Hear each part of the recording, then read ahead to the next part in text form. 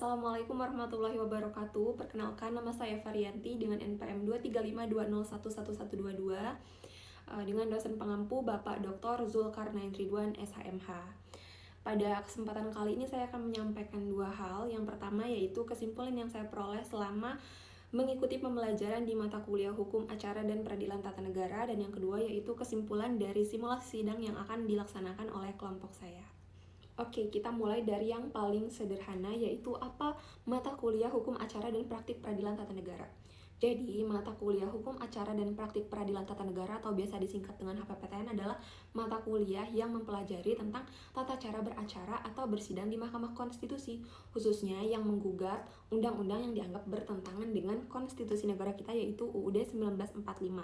Ruang lingkup dari HPPTN ini mencakup tiga hal. Yang pertama, tentang tata cara mengajukan permohonan ke Mahkamah Konstitusi. Yang kedua yaitu proses persidangan dari registrasi sampai dengan putusan. Dan yang ketiga, kita juga belajar tentang apa saja hak dan kewenangan yang didapatkan oleh semua pihak yang terlibat. Dasar hukumnya itu ada di Undang-Undang Nomor 24 Tahun 2003 tentang Mahkamah Konstitusi. Selanjutnya yaitu kita akan membahas soal Mahkamah Konstitusi atau MK. Jadi MK ini bukan pengadilan biasa, tapi lembaga tinggi negara yang punya peran khusus, yaitu mengatur supaya tidak ada undang-undang yang bertentangan dengan konstitusi kita. Berdasarkan pasal 24C ayat 1 dan 2 UUD 1945, MK itu punya 4 kewenangan sama 1 kewajiban. Kewenangan yang pertama yaitu melakukan pengujian undang-undang terhadap undang-undang. Jadi kalau misalkan ada undang-undang yang dirasa substansinya atau beberapa pasalnya itu bertentangan sama UUD 1945, maka kita berhak untuk mengajukan permohonan pengujian ke MK. Yang kedua, kewenangannya itu memutus perkara antar lembaga negara. Misal DPR sama Presiden itu rebutan kewenangan, maka MK berhak memutus. Yang ketiga, kewenangannya yaitu memutus pembubaran parpol. Jadi kalau misalkan ada partai politik yang dirasa melanggar konstitusi negara kita, maka di situ MK berhak untuk memutus pembubarannya. Yang keempat atau yang terakhir, kewenangannya yaitu memutus perkara pemilu dan pilkada yang biasanya kita lihat di berita-berita. Sedangkan kewajiban dari partai politik itu memutus pendapat DPR dalam proses pemakzulan presiden dan wakil presiden. Nah, dalam hal ini kelompok saya itu menggunakan kewenangan dari MK yang pertama, yaitu melakukan pengujian undang-undang terhadap undang-undang. Jadi nanti ada pasal dari undang-undang yang akan kelompok kami ujikan terhadap Undang-Undang Dasar 1945. Selain itu, saya juga belajar tentang judicial review. Jadi kalau misalkan mendengar istilah judicial review, itu artinya pengujian undang-undang di pengadilan, berarti dalam hal ini oleh MK. Nah, pengujian undang-undang ini ada dua jenis. Ada pengujian secara formil dan secara material. Pengujian secara formil ini kita menguji apakah pembentukan suatu undang-undang itu sudah sesuai dengan prosedur atau belum. Misal, apakah sudah melalui atau apakah sudah ada pembahasan yang benar antara DPR dengan Presiden, atau apakah naskah akademiknya lengkap, dan sebagainya. Ini kalau pengujian secara formil. Sedangkan pengujian secara material itu yang kita uji adalah substansi atau isi dari pasal dalam undang-undang. Jadi kita di situ menentukan apakah pasal dalam undang-undang, misalkan undang-undang A itu bertentangan atau tidak dengan UUD 1945, seperti itu. Nah, supaya permohonan kita itu diterima oleh MK, ada beberapa syarat yang harus dipenuhi. Yang pertama yaitu kualifikasi pemohon. Jadi, pemohon itu harus pihak yang diakui. Bisa itu perseorangan sebagai WNI, lalu bisa juga lembaga negara atau badan hukum. Nah, di sini saya sebagai mahasiswa dan juga warga negara Indonesia, artinya saya berhak untuk mengajukan diri sebagai pemohon gitu. Lalu yang kedua, ada hak konstitusional yang dilanggar atau ada hak konstitusional yang dirugikan. Jadi si pemohon ini harus mampu membuktikan bahwa ada hak konstitusionalnya yang dirugikan ketika undang-undang ini berlaku. Dan berdasarkan PMK atau putusan Mahkamah Konstitusi nomor 006 garing PUU strip 3 garing 2005, itu ada 5 syarat yang dianggap sebagai kerugian. Yang pertama yaitu ada hak konstitusional kita yang dijamin di dalam UUD 1945. Yang kedua, hak konstitusional itu dirugikan oleh undang-undang yang diuji. Dan yang ketiga, kerugiannya itu spesifik dan nyata. Pun kalau misalkan belum terjadi, maka besar gitu potensinya untuk terjadi di kemudian hari kerugiannya. Dan yang keempat, itu ada hubungan kausalitas atau sebab akibat antara pasal atau norma yang diuji dengan kerugian. Lalu yang terakhir itu apabila permohonan yang dikabulkan, maka kerugiannya yang terjadi tadi itu bisa dihentikan atau tidak akan terjadi lagi. Selain 3 hal yang sudah saya pelajari tadi, saya juga jadi belajar bahwa untuk melakukan atau untuk mengajukan suatu permohonan, kita butuh yang namanya batu uji atau pasal-pasal dalam UUD 1945 yang kita gunakan sebagai tolak ukur untuk menilai apakah norma undang-undang ini udah konstitusional atau belum. Dan kita juga butuh yang namanya legal standing atau kedudukan hukum yang jelas gitu sebagai pemohon. Jadi nggak semua orang itu bisa mengajukan permohonan, harus ada kepentingan yang jelas gitu, kepentingan hukum yang jelas. Dan dari mata kuliah ini saya jadi paham bahwa MK itu hadir untuk memastikan tidak ada undang-undang yang melanggar hak-hak masyarakat yang dijamin dalam konstitusi negara kita. Baik, kita masuk bagian kedua, yaitu mengenai kesimpulan dari simulasi sidang yang akan dilakukan oleh kelompok saya. Jadi kelompok saya itu mengajukan permohonan pengujian material mengenai pasal 29 ayat 1 dari Undang-Undang Nomor 11 Tahun 2006 tentang Pemerintahan Aceh ke Mahkamah Konstitusi. Yang mana pasal ini kurang lebih bunyinya seperti ini. Tindakan penyidikan terhadap anggota DPRA dilaksanakan setelah dikeluarkannya persetujuan tertulis dari Menteri Dalam Negeri atas nama Presiden atau persetujuan Gubernur atas nama Menteri Dalam Negeri bagi anggota DPRK.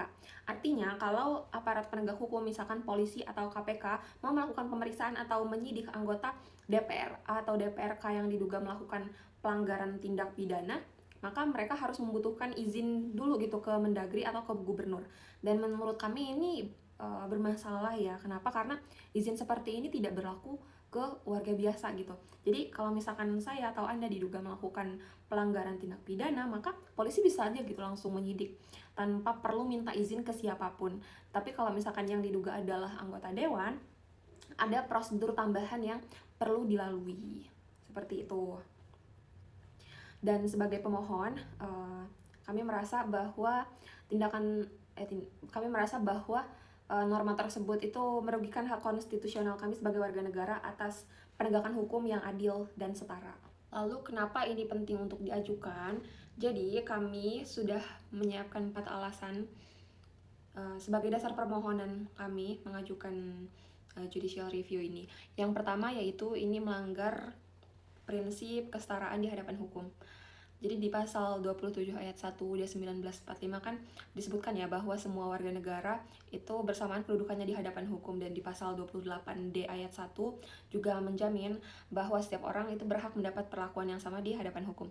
Tapi kenyataannya dengan adanya pasal 29 ayat 1 Undang-Undang Pemerintahan Aceh ini semacam memberikan perlindungan khusus gitu kepada para anggota dewan yang tidak dimiliki oleh warga negara biasa, dan ini bisa kita sebut sebagai diskriminasi gitu ya, atau perlakuan yang berbeda yang tidak punya dasar konstitusional yang sah.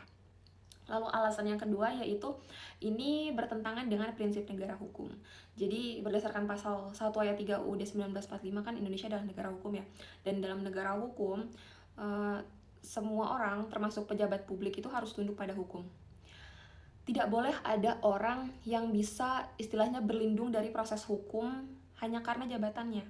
Tapi dengan adanya aturan tadi ya, pasal 29 ayat 1 Undang-Undang Pemerintahan Aceh tadi justru memberikan semacam seperti tameng atau seperti perlindungan administratif gitulah bagi para anggota dewan. Lalu alasan yang ketiga ini membuka ruang intervensi politik.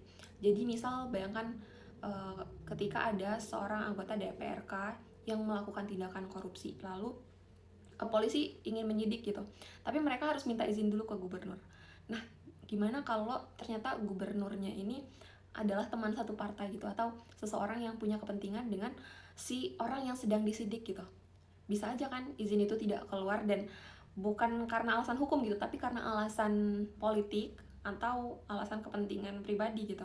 Dan ini sangat berbahaya ya, dan bisa merusak independensi penegak hukum juga gitu.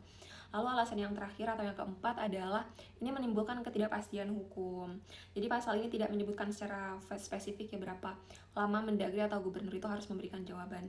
Jadi karena nggak ada batas waktunya, penyidik bisa digantung itulah berbulan-bulan buat menunggu surat izin yang belum keluar ini gitu, dan ini jelas merugikan ya dan bertentangan juga dengan prinsip kepastian hukum. Sekarang saya mau menjelaskan kenapa permohonan ini seharusnya bisa dikabulkan oleh MK. Yang pertama yaitu legal standing atau kedudukan hukum kami itu memenuhi syarat.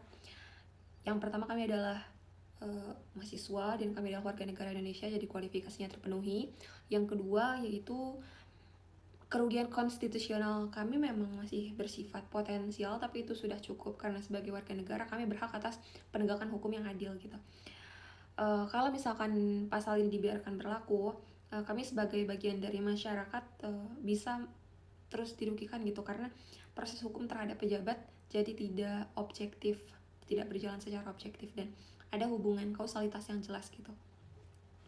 Jadi kalau pasal ini juga bisa menyebabkan penyidikan terhadap anggota dewan itu jadi lebih sulit gitu, kalau misalkan MK mengabulkan, maka kerugian ini tidak akan terjadi lagi. Lalu dari sisi inkonstitusionalisme norma juga kami punya argumen yang kuat bahwa norma ini secara gamblang gitu ya membedakan perlakuan hukum antara anggota dewan dan warga biasa, dan ini bukan pembedaan yang wajar ya atau didasarkan pada alasan konstitusional. Ini murni diskriminasi yang dilegalkan. Dan kami memohon kepada MK untuk menyatakan pasal 29 ayat 1 Undang-Undang Nomor 11 Tahun 2006 ini bertentangan dengan konstitusi negara kita dan tidak punya kekuatan hukum mengikat sepanjang dimaknai sebagai izin wajib yang harus diperoleh sebelum penyidikan dimulai. Dan terakhir, saya mau mengevaluasi diri saya secara jujur, karena dalam hukum itu kemampuan untuk melihat kelemahan argumen sendiri itu kan sama pentingnya dengan kemampuan membangun argumen. Jadi memang setelah saya refleksikan masih terdapat beberapa kekurangan dalam draft permohonan kelompok saya. Yang pertama yaitu legal standing kami itu masih rentan untuk digugat. Jadi memang kami memang mahasiswa dan secara legal standing untuk mengajukan permohonan memang sudah bisa gitu, tapi kami tidak secara langsung mengalami kerugian konstitusionalnya gitu, atau dalam kata lain kerugian konstitusional yang kami sebutkan tadi itu sebagai dasar dari permohonan itu sifatnya masih potensial, dan kadang memang Mahkamah Konstitusi itu menganggap bahwa kerugian konstitusional yang sifatnya potensial itu masih belum cukup kuat untuk dijadikan sebagai dasar hukum. Dan idealnya memang pemohon itu seharusnya adalah orang-orang yang terdampak langsung gitu dari adanya aturan tersebut. Misal kalau dalam hal ini keluarga korban dari perkara yang sedang disidik gitu kan, yang terhambat nih karena ternyata belum ada surat izin dari gubernur gitu untuk melakukan penyidikan terhadap si terduga pelaku gitu. Dan yang kedua, kami belum memasukkan rencana untuk menghadirkan ahli. Jadi sebenarnya memang kami nantinya berencana untuk mengajukan ahli di persidangan, tapi di dalam draft itu belum kami tambahkan seperti itu. Lalu kekurangan kami yang ketiga yaitu kurang membandingkan dengan jurisprudensi Mahkamah Konstitusi. Jadi kami memang tidak secara langsung merujuk pada putusan-putusan MK terdahulu yang relevan gitu dengan yang kami ajukan ke MK, misalnya putusan terkait pasal serupa tentang DPRD dan sebagainya. Padahal memang jurisprudensi itu bisa menjadi bahan argumen yang kuat gitu. Lalu kekurangan kami yang keempat adalah petitum alternatif kami itu kurang detail dirumuskannya. Jadi kami memang meminta MK untuk memberikan conditionally unconstitutional, tapi kami belum menuliskan secara spesifik gitu tafsiran dari redaksi tafsiran yang kami minta itu seperti apa gitu. Dan tentunya Mahkamah Konstitusi butuh kejelasan ini. Kami seharusnya menuliskan gitu dengan jelas, dengan rinci bagaimana seharusnya pasal atau norma itu ditafsirkan. Dan terakhir, kekurangannya adalah kami kurang memasukkan data empiris atau data yang terjadi di kehidupan nyata gitu, data realnya. Jadi kalau misalkan kami bisa melampirkan contoh nyata yang terjadi di masyarakat gitu ya, misal kasus konkret yang terjadi di Aceh gitu, seorang atau anggota DPRK benar-benar terhambat gitu proses penyidikannya karena izin dari gubernur belum keluar gitu. Seharusnya kalau misalkan kami bisa menyertakan data-data empiris atau data real, itu bisa membuat permohonan kami itu jadi lebih kuat dan lebih meyakinkan. Demikian yang dapat saya sampaikan. Saya harap video ini bisa menggambarkan pemahaman saya mengenai mata kuliah Hukum Acara dan Praktik Peradilan Tata Negara ini, dan juga simulasi sidang yang akan dilaksanakan oleh kelompok saya. Saya mohon maaf apabila masih banyak kesalahan dalam penyampaian. Terima kasih. Wassalamualaikum warahmatullahi wabarakatuh.